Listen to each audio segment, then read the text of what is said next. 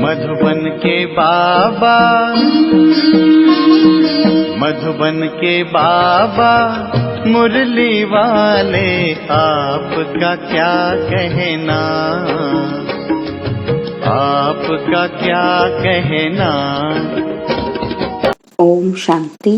आज 2 सितंबर 2021 के साकार मधुर महावाक्य हैं। आज मीठे मीठे बाप दादा बोले, मीठे बच्चे, तुम अपनी तकदीर भविष्य नई दुनिया के लिए बना रहे हो। यह तुम्हारा राजयोग है ही नई दुनिया के लिए। आज मीठे मीठे बाप दादा ने कहा कि मीठे बच्चे, तुम अपनी तकदीर भविष्य नई दुनिया के लिए बना रहे हो। यह तुम्हारा राजयोग है नई दुनिया के लिए। और बाबा ने आज हमसे प्रश्न पूछा है कि तकदीरवान बच्चों की मुख्य निशानियां क्या होंगी। और उत्तर में बाबा ने हमें निशानियां बताई कि पहली निशानी है कि तकदीरवान बच्चे कायदे से श्रीमत पर चलेंगे। कोई भी कायदे के विरुद्ध कार्य करके अपने को व बाप को ठगेंगे नहीं। सेकंड निशानी है, उन्हें पढ़ाई का पूरा पूरा शौक होगा, समझाने का भी शौक होगा। तीसरा पॉइंट है कि पास विद ऑनर बन स्कॉलरशिप लेने का पुरुषार्थ करेंगे। और चौथी निशानी है कि कभी किसी को दुख नहीं देंगे और कभी कोई उल्टा कर्म नहीं करेंगे। तो ये सभी निशानियां बाबा ने बताई तकदीरवान बच्चों की। तो सभी अपनी अपनी को चेकिंग करेंगे कि ये निशानियां हम में हैं, कितनी परसेंटेज में है। तो आज मुरली का गीत है, तकदीर जगाकर आई हूँ। ओम शांति। मीठे मीठे रूहानी बच्चों ने गीत सुना, नयों ने भी सुना तो पुरानों ने भी सुना, कुमारियों ने भी सुना। यह पाठशाला है। पाठशाला में कोई न कोई तकदीर बनाने जाते हैं। वहां तो अनेक प्रकार की तकदीर है। कोई सर्जन बनने की, कोई बैरिस्टर बनने की तकदीर बनाते हैं। तकदीर को एम ऑब्जेक्ट कहा जाता है। तकदीर बनाने बगैर पाठशाला में क्या पढ़ेंगे। बाबा कहते, अब यहाँ बच्चे जानते हैं कि हम भी तकदीर बनाकर आए हैं नई दुनिया के लिए अपना राज्य भाग्य लेने। यह है नई दुनिया के लिए राजयोग और वह पुरानी दुनिया के लिए बैरिस्टर, इंजीनियर, सर्जन आदि बनते हैं। बाबा कहते, वह बनते बनते अभी पुरानी दुनिया का टाइम बहुत थोड़ा रहा है, वह तो खत्म हो जाएगा। वह तकदीर है इस मृत्यु लोक के लिए, इस जन्म के लिए। तुम्हारी पढ़ाई है नई दुनिया के लिए। बाबा कहते, तुम नई दुनिया के लिए तकदीर बनाकर आए हो। नई दुनिया में तुमको राज्य भाग्य मिलेगा। कौन पढ़ाते हैं। बाबा ने कहा कि बेहद का बाप, जिससे ही वर्षा पाना है। जैसे डॉक्टर लोगों को डॉक्टरी का वर्षा मिलता है अपनी पढ़ाई का। अच्छा, जब बूढ़े होते हैं तब गुरु के पास जाते हैं। क्या चाहते हैं, गुरु से क्या चाहते हैं तब? तो उनको कहते हैं कि हमको शांति धाम जाने की शिक्षा दो, हमको सदगति दो, यहाँ से निकल शांति धाम ले जाओ। बाप से भी वर्षा मिलता है इस जन्म के लिए, बाकी गुरु से तो कुछ नहीं मिलता। देखो बाबा कहते कि बाप से इस जन्म के लिए भी वर्षा मिलता है तो आने वाले 21 जन्मों के लिए भी मिलता, बाकी गुरु से तो कुछ नहीं मिलता। टीचर से कुछ ना कुछ वर्षा पाते हैं क्योंकि आजीविका तो चाहिए ना। बाप का वर्षा होते हुए भी पढ़ते हैं कि हम भी अपनी कमाई करें। गुरु से कमाई कुछ हुई नहीं। हाँ, कोई कोई गीता आदि अच्छी पढ़कर फिर गीता पर भाषण आदि करते हैं। बाबा कहते ये सब है अल्पकाल सुख के लिए। अब तो इस मृत्यु लोक का अंत है। तुम जानते हो हम नई दुनिया की तकदीर बनाने आए हैं। यह पुरानी दुनिया खत्म हो जानी है। बाप की व अपनी मिल्कियत भी सब भस्म हो जाएगी। हाथ फिर भी खाली रह जाएंगे। बाबा कहते अभी तो कमाई चाहिए नई दुनिया के लिए, पुरानी दुनिया के मनुष्य तो वह कर नहीं सकेंगे। नई दुनिया की कमाई कराने वाला है ही शिव बाबा। यहाँ तुम नई दुनिया के लिए तकदीर बनाने आए हो। वह बाप ही तुम्हारा बाप भी है, टीचर भी है, गुरु भी है, और वह आते ही हैं संगम पर भविष्य की कमाई सिखलाने। बाबा ने कहा कि अब इस पुरानी दुनिया में तो थोड़े रोज है। यह दुनिया के मनुष्य नहीं जानते, तुम बच्चे जानते हो क्या कि नई दुनिया के लिए ये हमारा बाप टीचर सतगुरु है। बाप आते ही हैं शांति धाम सुख धाम में ले जाने। कोई तकदीर नहीं बनाते हैं, गोया कुछ भी समझते नहीं। एक ही घर में स्त्री पढ़ती है, पुरुष नहीं पढ़ता। बच्चे पढ़ेंगे, माँ बाप नहीं पढ़ेंगे। ऐसे होता रहता है। बाबा कहते शुरू में परिवार के परिवार आए, परंतु माया का तूफान लगने से आश्चर्यवत सुनंती कथनती बाप को छोड़ चले गए। गाया हुआ भी है क्या कि आश्चर्यवत सुनंती कथनती बाप का बनंती पढ़ाई पढ़ंती फिर भी। हाय कुदरत, ड्रामा की ही बात हुई ना। बाप खुद कहते हैं अहो ड्रामा अहो माया, किसको फारकती दे दी। स्त्री पुरुष एक दो को डाइवोर्स देते हैं, बच्चे बाप को फारकती देते हैं। बाबा कहते यहाँ तो ऐसे है ही नहीं, यहाँ तो डाइवोर्स दे ना सके। बाप तो आए हैं बच्चों को सच्ची कमाई कराने। बाप थोड़े किसी को खड्डे में डालेंगे। बाप तो है ही पतित पावन रहम दिल। बाप आकर दुख से लिबरेट करते हैं और गाइड बन साथ ले जाने वाला है। ऐसे कोई लौकिक गुरु नहीं कहेंगे कि मैं तुमको साथ ले जाऊंगा। शास्त्रों में है भगवान उवाच क्या कि मैं तुम सबको साथ ले जाऊंगा। मच्छरों से दृश्य सब जाने हैं। तुम बच्चे अच्छी रीति जानते हो कि अभी हमको जाना है घर, यह शरीर छोड़ना है। आप मुए मर गई दुनिया, अपने को सिर्फ आत्मा समझ बाप को याद करना है। यह तो पुराना चोला छी है, यह दुनिया भी पुरानी है। जैसे पुराने घर में बैठे रहते हैं, नया घर सामने बनता रहता है तो बाप भी समझेगा हमारे लिए, और बच्चे भी समझते हैं कि हमारे लिए बन रहा है। बुद्धि चली जाएगी नए घर तरफ कि इसमें यह बनाओ यह करो, बुद्धि उसमें ही लगी रहेगी, फिर पुराना तोड़ देते हैं। ममत्व सारा पुराने से मिटाए नए से जुट जाता है। ये है बेहद दुनिया की बात कि पुरानी दुनिया से ममत्व मिटाना है और नई दुनिया से लगाना है। जानते हैं ये पुरानी दुनिया खत्म होनी है, नई दुनिया है स्वर्ग, उसमें हम राजाई पद पाते हैं। जितना योग में रहेंगे, ज्ञान की धारणा करेंगे, औरों को समझाएंगे, उतना खुशी का पारा चढ़ेगा। बड़ा भारी इम्तिहान है। हम 21 जन्म के लिए वर्षा पा रहे हैं। साहूकार बनना तो अच्छा है ना। बाबा कहते कि बड़ी आयु मिले तो अच्छा है ना। सृष्टि चक्र को जितना याद करेंगे, जितने को आप सम्मान बनाएंगे, उतना फायदा है। राजा बनना है तो प्रजा भी बनानी है। प्रदर्शनी में इतने ढेर आते हैं, वह सारी प्रजा बनती जाएगी, क्योंकि इस अविनाशी ज्ञान का विनाश नहीं होता। बुद्धि में आएगा क्या कि पवित्र दुनिया का मालिक बनना है।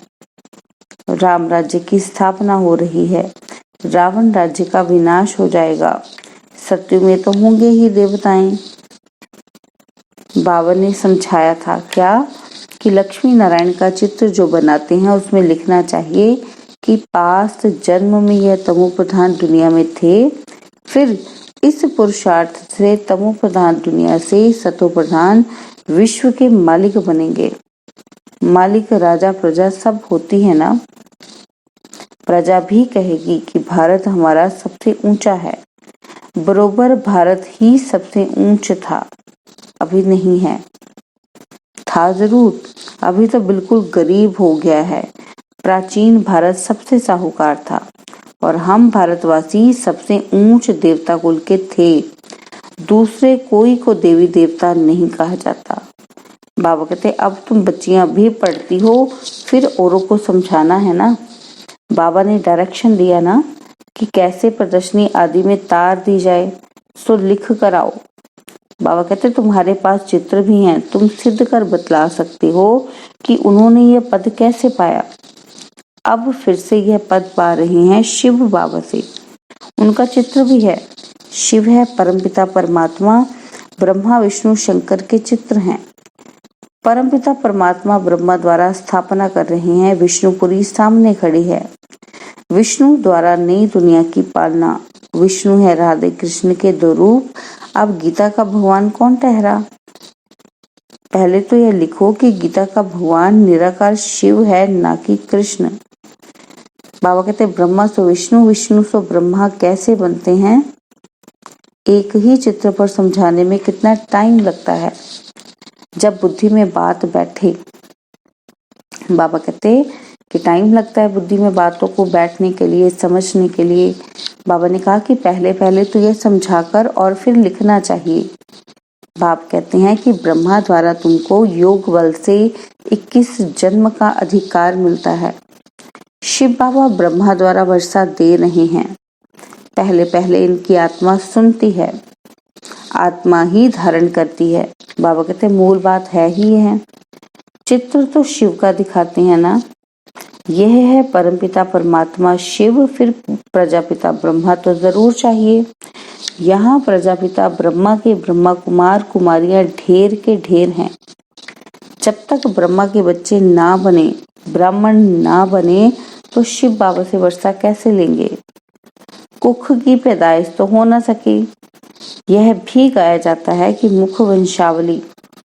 बाबा कहते तुम कहेंगे हम प्रजापिता ब्रह्मा के मुख वंशावली हैं। वो गुरुओं के चेले अथवा फॉलोअर्स होते हैं, और यहाँ तुम एक को ही बाप टीचर सतगुरु कहते हो। सो भी उनको कहते हो जो निराकार शिव बाबा का ज्ञान नॉलेजफुल है, सृष्टि के आदि मध्य अंत का ज्ञान देते हैं। वह टीचर भी है। निराकार आकर साकार द्वारा सुनाते हैं। आत्मा ही बोलती है ना। आत्मा कहती है मेरे शरीर को तंग मत करो। आत्मा दुखी होती है। इस समय है पतित आत्मा। पतितों को पावन बनाने वाला परमपिता परमात्मा है। आत्मा बुलाती ही है कि हे पतित पावन, हे गॉड फादर। अब फादर तो एक बैठा है, फिर भी याद किसको करते हैं? आत्मा कहती है ये हमारी आत्मा का फादर है, वह है शरीर का फादर। समझाया जाता है कि अब आत्माओं का बाप जो निराकार है वह बड़ा, या शरीर का रचयिता साकार बाप है। बाबा कहते वह बड़ा, साकार तो निराकार को याद करता है ना। बाबा ने इसमें कहा कि बायोलॉजिकल फादर बड़ा या सुप्रीम फादर बड़ा, और फिर बाबा ने ब्रह्मा की भी बात की, क्योंकि ब्रह्मा हमारे कौन है? वो भी तो हमारे बाप है ना। तो बाबा पूछते हैं कि शरीर का रचयिता साकार बाप बड़ा है या शिव पिता परमात्मा बड़ा है? बाबा कहते हैं जो साकार है वो भी निराकार को याद करता है। अब सबको समझानी दी जाती है, जबकि विनाश सामने खड़ा है। पारलौकिक बाप आते ही हैं अंत में सभी को वापस ले जाने के लिए। बाकी जो कुछ भी है वह विनाश होने का है। बाबा कहते इसको कहा ही जाता है मृत्युलोक। जब कोई मरता है तो कहते हैं फलाना परलोक पधारा, शांति धाम गया।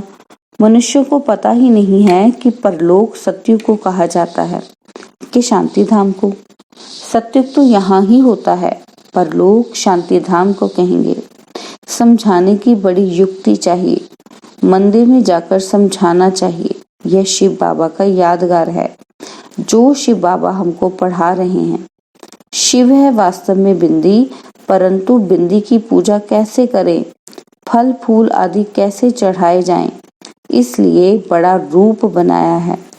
बाबा कहते इतना बड़ा रूप कोई होता नहीं। गाया भी जाता है कि बिरकुटी के बीच चमकता है अजब सितारा।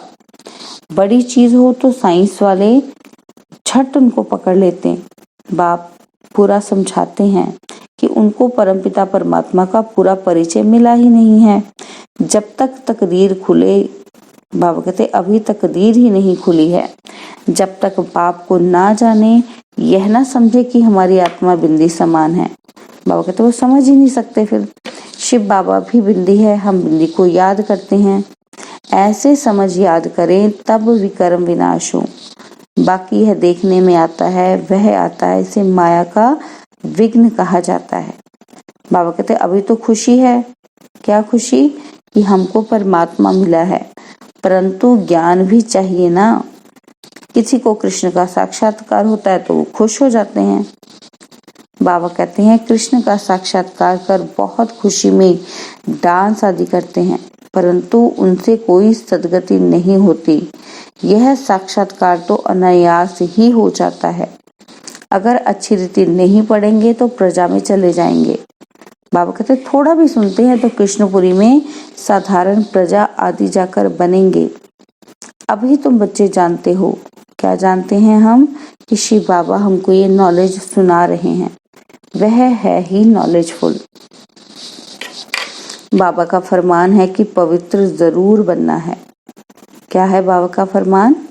कि पवित्र जरूर बनना है, परंतु कोई पवित्र भी रह नहीं सकते। कभी कभी पतित भी यहाँ छिपकर आ जाते हैं, वह अपना ही नुकसान करते हैं। बाबा कहते अपने को ठगते हैं। बाप को ठगने की बात ही नहीं। बाप से ठगी कर कोई पैसा लेना है क्या? शिव बाबा की श्रीमत पर कायदे से नहीं चलते तो क्या हाल होगा? बाबा कहते बहुत सजाएं खानी पड़ेगी। दूसरा फिर पद भी भ्रष्ट हो जाएगा। बाबा ने कहा कि कोई भी कायदे के विरुद्ध काम नहीं करना चाहिए। बाप तो समझाएंगे ना कि तुम्हारी चलन ठीक नहीं है। बाप तो कमाई करने का रास्ता बताते हैं, फिर कोई करे ना करे उनकी तकदीर। बाबा कहते सजाएं तो खाकर वापस शांति धाम में जाना ही है। पद भ्रष्ट हो जाएगा तो कुछ भी मिलेगा नहीं। आते तो बहुत हैं, परंतु यहाँ बाप से वर्षा लेने की बात है। बच्चे कहते हैं बाबा से तो हम स्वर्ग का सूर्यवंशी रजाई पद पाएंगे। राजयोग है ना। स्टूडेंट स्कॉलरशिप भी लेते हैं ना। बाबा कहते पास होने वालों को स्कॉलरशिप मिलती है ना। यह माला उन्हों की बनी हुई है, किनकी? जिन्होंने स्कॉलरशिप ली है। जितना जितना जैसा पास होगा ऐसी स्कॉलरशिप मिलेगी। वृद्धि होते होते हजारों बन जाते हैं। राजाई पद है स्कॉलरशिप। बाबा कहते जो अच्छी तरह पढ़ाई पढ़ते हैं वह गुप्त नहीं रह सकते। बहुत नए नए पुरानों से आगे निकल पड़ेंगे, हीरे जैसा जीवन बनाएंगे। वो कहते अपनी सच्ची कमाई कर 21 जन्मों के लिए वर्षा पाएंगे। कितना खुशी होती है। जानते हैं ये वर्षा अब नहीं लिया तो फिर कभी नहीं ले सकेंगे। पढ़ाई का शौक होता है ना, कोई को तो जरा भी शौक नहीं है समझाने का। ड्रामा अनुसार तकदीर में नहीं है तो भगवान भी क्या करे। अच्छा, मीठे मीठे से खिलते बच्चों प्रति माता पिता बाप दादा का याद प्यार और गुड मॉर्निंग। रूहानी बाप की रूहानी बच्चों को नमस्ते। हम रूहानी बच्चों की रूहानी बाप दादाजी को दिलवा जान सिकवा प्रेम से नमस्ते। ओम शांति। प्यारे बाबा, मीठे बाबा, मेरे बाबा, शुक्रिया बाबा, शुक्रिया बाबा, शुक्रिया बाबा। धारणा के लिए मुख्य सार है। पहला पॉइंट है कि कोई भी कार्य श्रीमत के विरुद्ध नहीं करना है। पढ़ाई अच्छी रीति पढ़कर ऊंच तकदीर बनानी है। किसी को भी दुख नहीं देना है। सेकंड पॉइंट है इस पुरानी दुनिया से ममत्व मिटा देना है। बुद्धि योग नई दुनिया से लगाना है। खुशी में रहने के लिए ज्ञान को धारण कर दूसरों को धारण कराना है।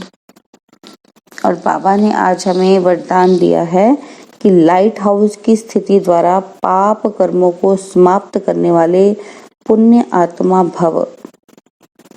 लाइट हाउस की स्थिति द्वारा पाप कर्मों को समाप्त करने वाले पुण्य आत्मा भव। जहाँ लाइट होती है वहाँ कोई भी पाप का कर्म नहीं होता। तो सदा लाइट हाउस स्थिति में रहने से माया कोई पाप कर्म नहीं करा सकती। सदा पुण्य आत्मा बन जाएंगे। पुण्य आत्मा संकल्प में भी कोई पाप कर्म नहीं कर सकती। जहाँ पाप होता है वहाँ बाप की याद नहीं होती।